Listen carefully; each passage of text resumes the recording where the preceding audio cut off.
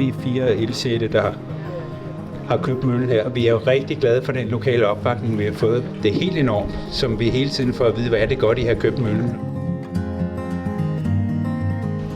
Vi må simpelthen kunne sætte fokus på, hvordan bygger man bæredygtigt. Hvordan bygger man klimabevidst, så det kan holde meget mere end en generation. Så det kan holde 150 år til 100 år, sådan som man byggede i gamle dage. Vi skal bevare, vi skal bygningsbevare, og vi skal have stolthed kigge på Danmarks kulturarv. Noget, man gerne vil formidle, noget, der er vigtigt for vores allesammens kulturarv. Så tak, fordi I gør det. Lad os alle sammen støtte op som aktivister. Jeg vil i hvert fald gerne støtte op der, hvor jeg kan.